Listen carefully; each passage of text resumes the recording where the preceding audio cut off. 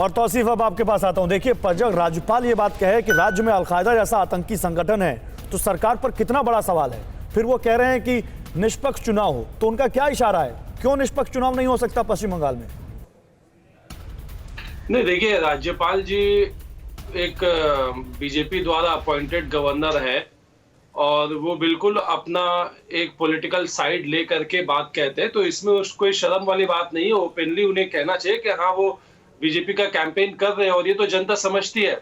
देखिए, दिसंबर महीने का घटना है को भी बीजेपी ने पैदा कर दिया क्या तौसीफ भाई? फैक्ट्स जो वो दे रहे हैं, जो वो डेटा दे रहे हैं, वो भी बीजेपी ने एस्टैब्लिश कर दिए क्या? मैं सुना रहा हूँ, मैं बता रहा हूँ दिसंबर महीने का ये घटना है, दिसंबर या नवंबर के एंड का घटना है कि एक प्लास्टिक फैक्ट्री है जिसमें हैवी मशीनरी में, प्लास्टिक फैक्ट्री में बड़े बड़े मशीनरी होते हैं, उसमें कोई टेक्निकल फॉल्ट के कारण ब्लास्ट हो गया और गवर्नर साहब का सुबह से बयान आने लगा कि बॉम्ब ब्लास्ट हो गए, बॉम्ब ब्लास्ट में लोग मारे गए। तो ये इस तरह का बिना जांच किए, बिना कुछ जाने कि क्या है नहीं है, बस एक इल्जाम तो क्या ममता सरकार को ये नहीं कहना चाहिए तौसीफ जी? तो क्या ममता सरकार को ये नहीं कहना चाहिए कि अगर राज्यपाल इतना बड़ा सवाल उठा रहे हैं तो आइए इस मुद्दे पर राजनीति नहीं होगी, हम राज्य सरकार और केंद्र सरकार दोनों मिलकर इस पर काम करते हैं। क्या देश की कीमत पर सियासत होनी चाहिए? अलकायदा जैसे आतंकी संगठन का अगर वहां पर वजूद है तो क्या उस पर आरोप प्रत्यारोप होना चाहिए?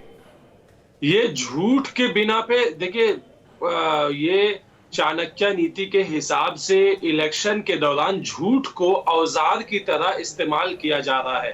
झूठ और प्रोपेगेंडा लोगों को फैला करके इलेक्शन के दौरान उन लोगों के जहन को इन्फ्लुएंस करने का काम किया जा रहा है। कौन रोकेगा? अगर बंगाल की जो चीफ मिनिस्टर है वो क्यों नहीं एक्शन ले? इनके जुरिस्डिक्शन में है, उनके हर कंडक्ट को बता देते हैं वो केंद्र सरकार के इन्फ्लुएंस होकर कर रहे हैं, बीजेपी से इन्फ्लुएंस होकर कर रहे हैं। एक्शन लेने से किसी ने रोका है क्या? गवर्नर को आप किसी पार्टी से जोड़ के कैसे देख सकते हैं? चीफ मिनिस्टर पहली बार हो रहा है क्या? पश्चिम बंगाल के गवर्नर पर यह जिम्मेदारी तो है ना कि राज्य में अगर कुछ गलत हो रहा है तो आवाज उठाए उसको लेकर। देखिए, गवर्नर इस तरीके से बात कर रहे हैं जैसे कि लाचार बेबस हैं।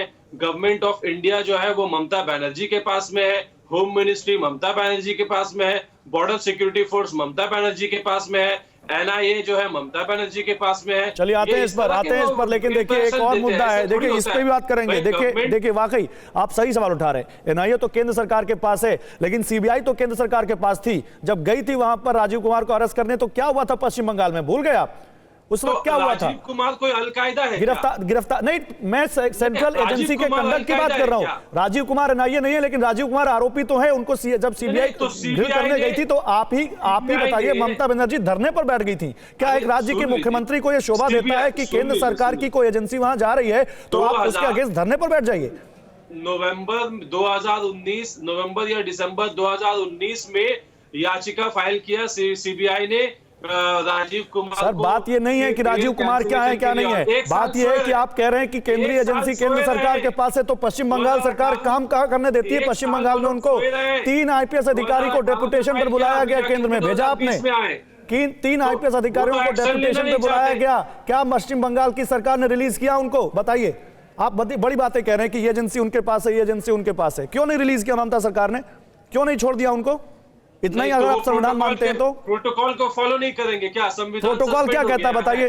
प्रोटोकॉल क्या कहता है? भारत में संविधान सस्पेंड हो गया है। प्रोटोकॉल क्या कहता है? संविधान लागू नहीं होता है, रूल के तहत। गौतम दा प्रोटोकॉल क्या कहता है? आप ही बता दीजिए। चलिए, मुझे नहीं मालूम प्रोटोकॉल क्या कहता है, आप बता दीजिए। अगर केंद्र किन्हीं राज्य के अधिकारियों को डेपुटेशन पर बुला रहा है तो प्रोटोकॉल क्या कहता है? सर, मैं आ रहा हूँ, बड़ी खबर बताऊंगा। मामला बंगाल में ये तो राजनीतिक मसला बन गया है कि केंद्रीय सरकार अगर चाहते हैं कि किसी अधिकारी के ऊपर कार्रवाई करे, निश्चित तौर पे वो राज्य सरकार के साथ मिलकर काम कर सकते हैं। वो ममता बनर्जी का उस टाइम कभी ये था, शिकायत थी कि उनको बताया नहीं गया, अपने आप आ गया है।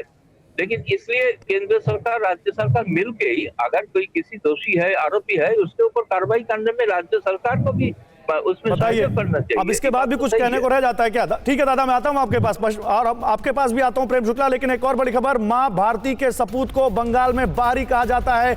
यह बात भी कही है जगदीप धनखड़ ने। उन्होंने कहा ऐसी बातें सुनकर बहुत पीड़ा होती है, किसी को बारी कहना संविधान की आत्मा पर चोट है। ये कहा है जगदीप धनखड़ ने।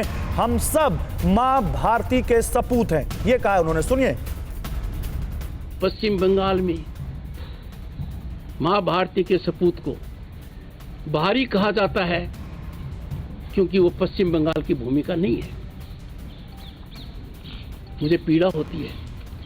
Preamble of the Indian constitution says be the people.